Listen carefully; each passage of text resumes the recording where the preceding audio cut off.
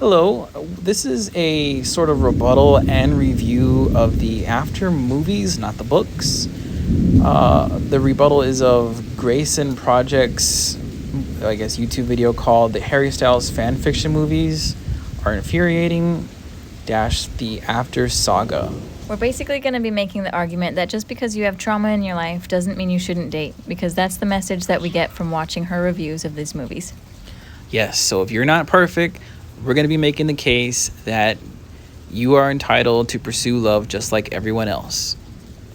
Grayson Projects, who we'll refer to from now on as GP, brings up a lot of stuff that have nothing to do with the movie, such as the background behind it, the fan fiction, all that stuff. We're not taking any of that into account. We're just judging the movies by the movies themselves. So it's not a total review of what she says. It's just about the movies to us. Now, in this first scene where Tess is introduced to her roommate, we don't really agree too much with GP.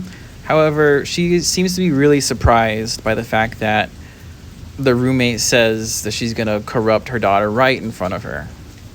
The roommate says these comments of corrupting Tess right in front of Tess's mom intentionally. So I don't know why GP is that surprised at these comments. The roommate did it on purpose because when they saw Tess come in, they see this goody good girl that comes into the room and they want her roomed somewhere else. So by making these comments, they're hoping that the mom will file a complaint or something and try to get Tess roomed somewhere else. GP then goes on a little tangent about how basically the books aren't like the movies and how the books have a lot more character development in them and the movies don't. But, duh, I mean, they're movies. You don't have all the time in the world to explain character depth. You have to, in movies, show as much character depth as you can in the shortest amount of time. And this opening scene is a perfect example of that. How do we know that her roommate is rebellious? Well, we know because of what she says directly to her mom's face.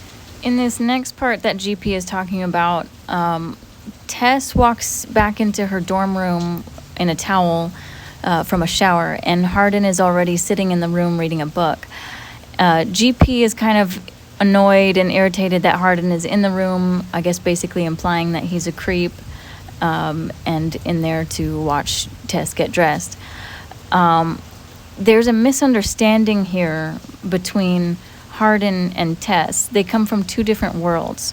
So Tess comes from this world where she's more traditional, conservative, however you want to phrase that. And Hardin, he's not there to look at her. He's friends with Tess's roommate and was invited into the room, and he's waiting for her roommate. So Hardin is like the coolest guy in school. He can get basically any girl he wants, most likely. So for him, it's not unusual for him to maybe be in the same room as another girl that's dressing. He's not there for Tess getting dressed. He's there waiting for his friend. So when he most likely would have even just kept looking at his book. When he says, "You think I'm looking at you," he's not looking at her, he's looking at the book. Now, he doesn't realize that it's disrespectful to Tess by him staying there as she's getting dressed, because, again, it's not unusual for him. For Tess, it is unusual for a man to be in the room. I don't even think that her and her boyfriend, Noah, have even ever kissed. So, yes, she wants him out of the room. So there's a misunderstanding between the two of them. It's two different worlds. All I'm going to say on this is, yes, he should probably leave out of respect for her, because of her traditions. However, it is always wrong to control people, and fortune favors the bold. And I think those are the two things that he sort of lives by, and that's where he's coming from in this situation. GP sort of throws in that Hardin's trying to impress her by being an intellectual by reading this book. However, we know from the rest of the movie that he actually is sort of an intellectual. He does actually read these books. We know this because later on when she's creeping in his bedroom, she finds his book and he has notes in it. So he is serious about this stuff. And the rest of the movie sort of explains that he isn't showing off here. So in the next one, GP goes to the scene where Tess is snooping around in Hardin's room. This, I kind of feel, is hypocritical because she was just getting upset with Hardin being in Tess's room, which technically wasn't actually wrong because it's not only Tess's room. Tess has a roommate who is friends with Hardin and invited him in there. But Tess is in Hardin's room without any permission from anybody and snooping around. Yet she doesn't get upset that Tess is in there and snooping around. So in this scene, GP starts this trend of portraying Hardin in the worst possible light.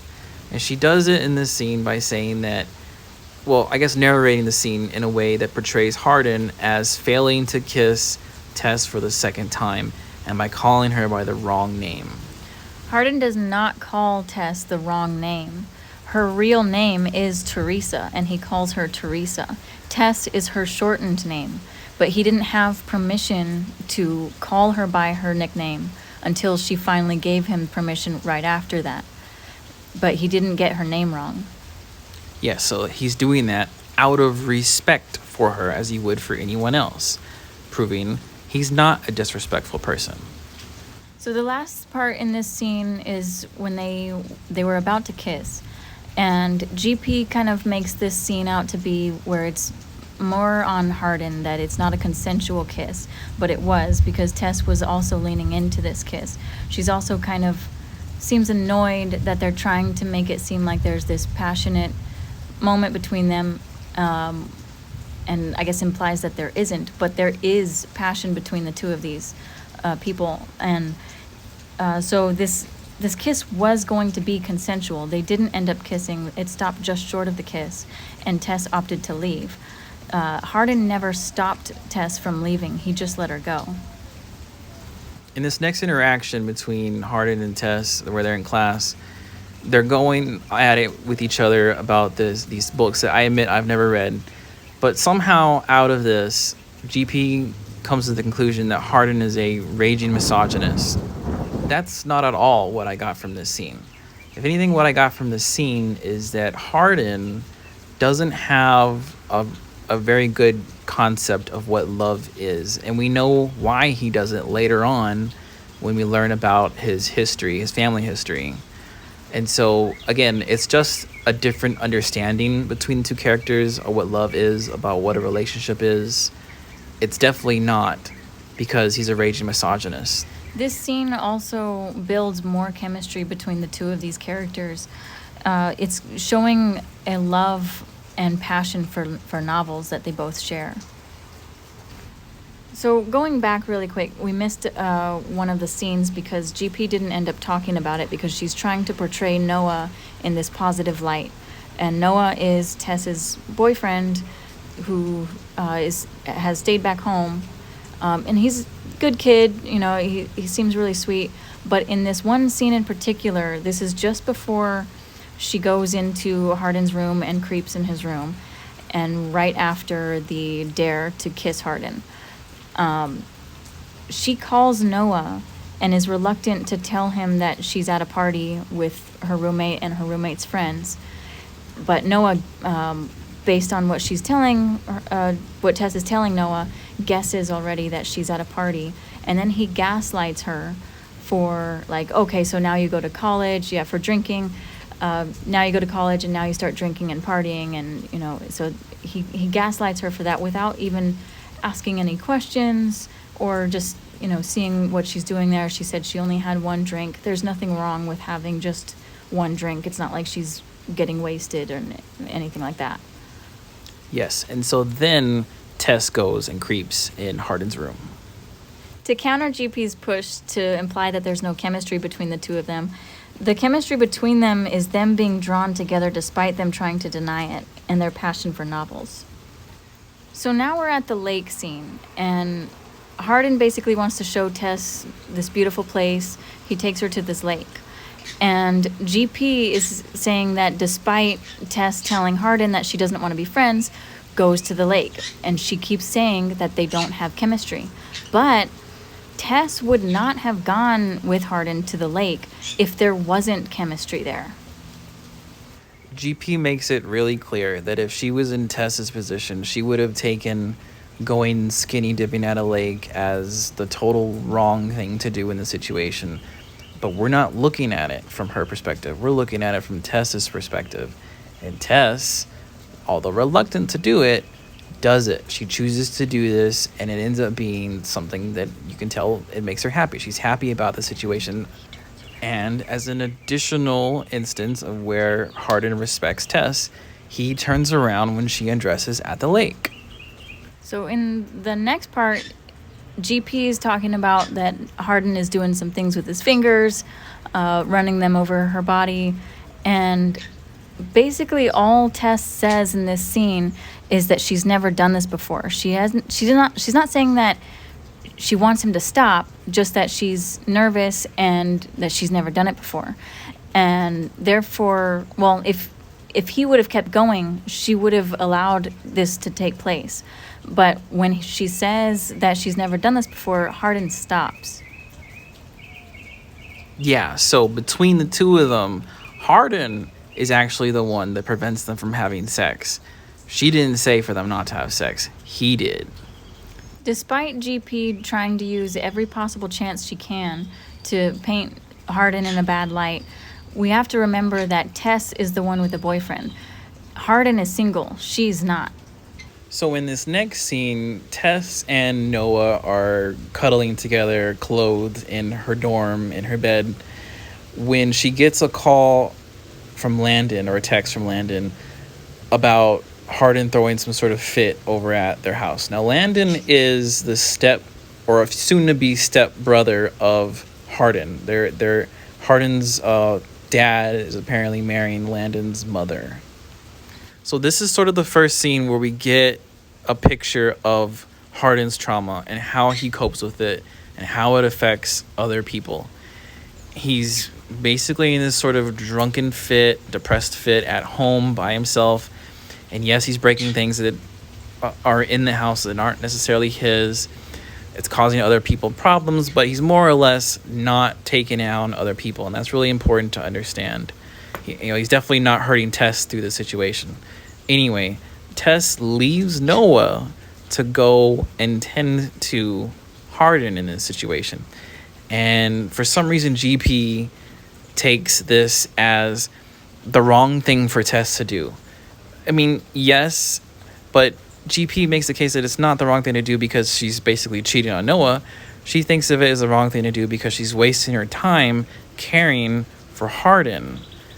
I can't buy that. I think the right thing to do would first be obviously break up with Noah, but to still care for Hardin, to try to learn why he's doing this.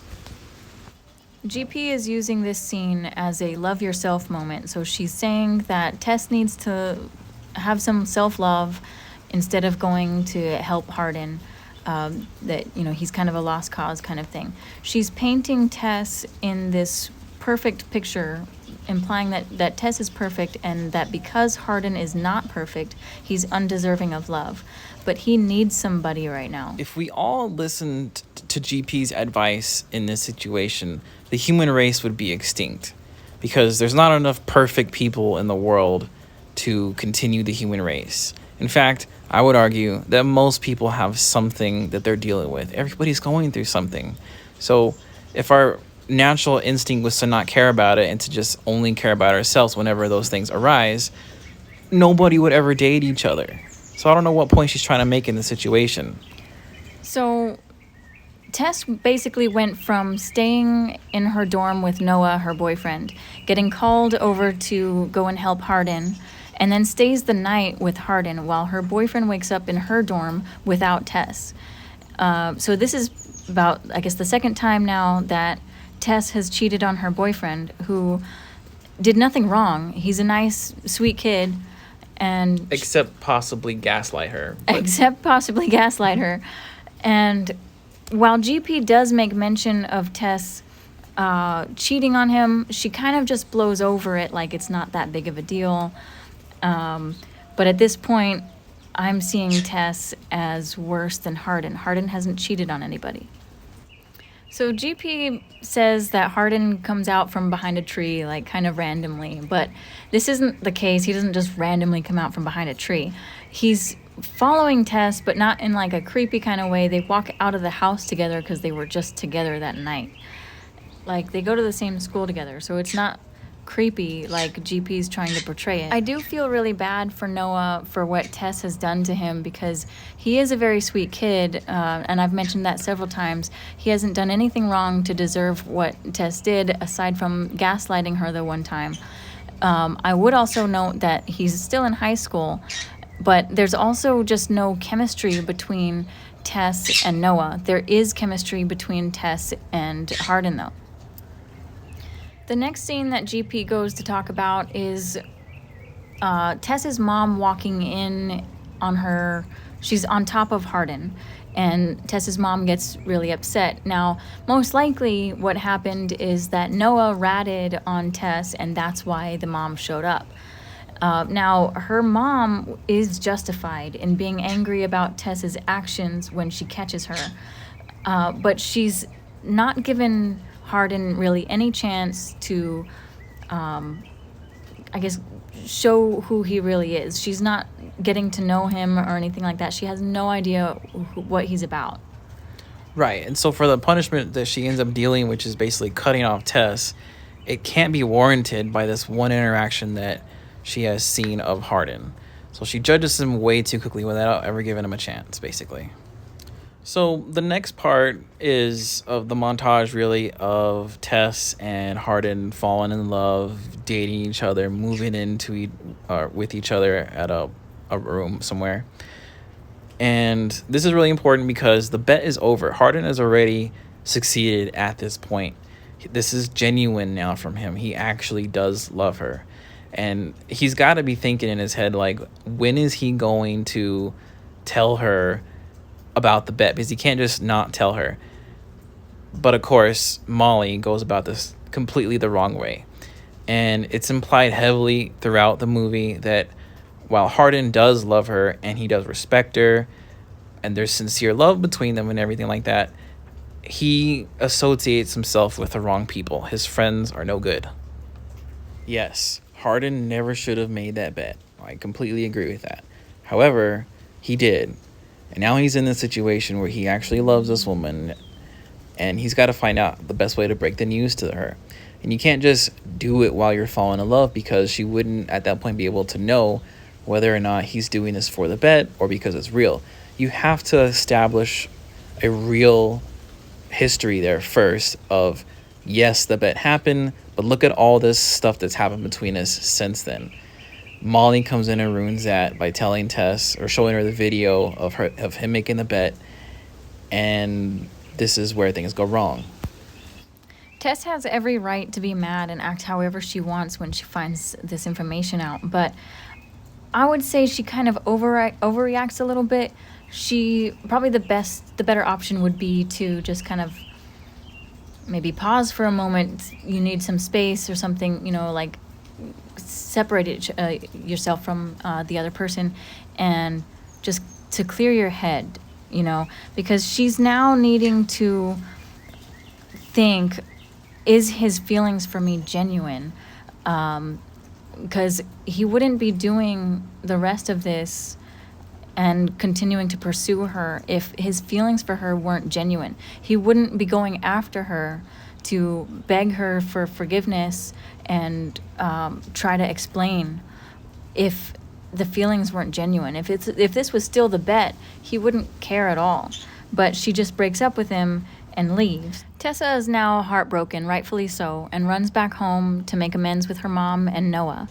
She basically runs back to her ex without setting any boundaries, and GP portrays this as a very sweet moment when it's not really that sweet of a moment, because she's running back to her ex, making him a rebound now. She didn't give herself time to think this through, make sure that if she wanted to get back with her ex, it was genuine. Instead, she's giving him mixed signals, and it's kind of a selfish desire on her part because she's wanting comfort. So she's running to her ex for comfort. Yeah, having been in Noah's position before, I would be, really confused at what the heck Tess is doing. If she wanted to get back with me, is there a chance there? Do I try to pursue her? What are we doing? She broke up with me and now she's back. It's really confusing. It's really inconsiderate. However, Tess is young. She doesn't know any of this or how it's impacting Noah. So I guess she gets a pass. I will agree with GP when she's saying that Noah is a bigger person than her because he's able to forgive her for cheating on him, basically. And that would be a really difficult thing to forgive. So I agree with GP in that sense. Okay, so long story short, Tessa doesn't cope with this breakup, I would say, the right way. If she just stopped for a minute to evaluate whether or not Hardin's love for her was sincere or it was just the bet, she would have realized it was just because of the bet. And then she could have gone on to realize that the reason he hadn't brought it up to her yet is because for her to come to this conclusion, he would have needed to establish a history with her first, which he does, which she doesn't evaluate. And instead, she ends up going off and doing some internship.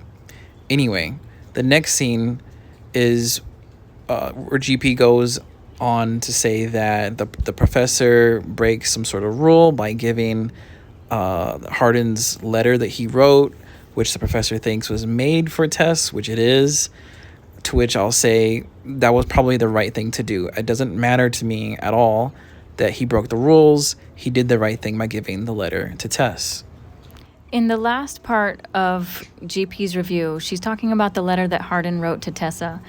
And she says, that it's basically this letter of, hey, please forgive me and meet me at that place where I almost fingered you.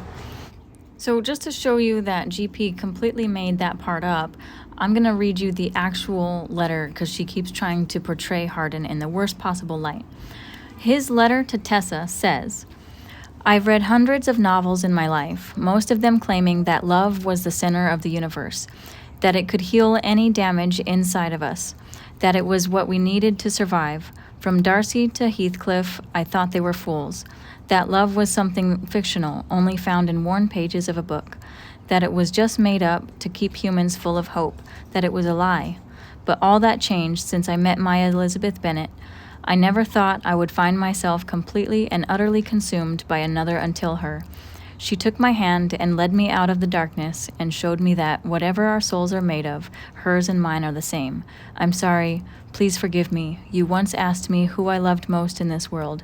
It's you. Does that anywhere say, meet me in the place where I almost fingered you? First thing is, it's heavily implied that Hardin wanted the professor to give Tess the letter.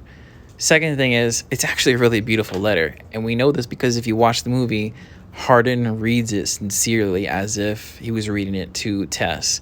So I don't know how GP got the conclusion that she did about meeting him at the place where he did not try to finger her. So her review for the first movie basically ends here. She goes on this tangent about really unimportant details about the timing of this movie, how the dates don't match up, or any of the exterior environmental things don't make any sense.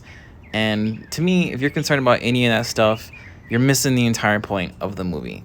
To me, the movie is not trying to be anything like the books. It is trying to portray a very common type of relationship that most people will find themselves in at some point in their life, and how to deal with it and what it looks like from the outside and how it can help us. So in that sense, I think that the movie is actually really good at portraying that kind of stuff. I think a lot of people relate to that too. I have no idea what the books are or what they're about or how true to the books these movies are. I never judged it that way. So I too am one that have fallen into somewhat of a relationship, kind of like Hardin and Tessa. Like most people, again, they will come into some sort of relationship like that. Now, my thought here about GP, she has so much hate or just strong dislike for Hardin, and I'm almost kind of wondering if maybe she had also been interested in somebody that Hardin reminds her of and was heartbroken by that person. Therefore, she has this strong distaste for anybody that's like Hardin. Yes, and just to throw this out there, it's not like the Hardin in your life has to be a guy. There's plenty of female Hardins out there. There's plenty of male Tessas out there. So this movie truly does relate to everybody. All right, so that wraps up part 1 for the first movie. We'll probably do a part 2 for the second movie and so on. If you like this video, please like it and subscribe. If you disagree with us on something or like a stand up for GP somewhere, go ahead and comment. We never censor any sort of comments. May joy and innocence prevail.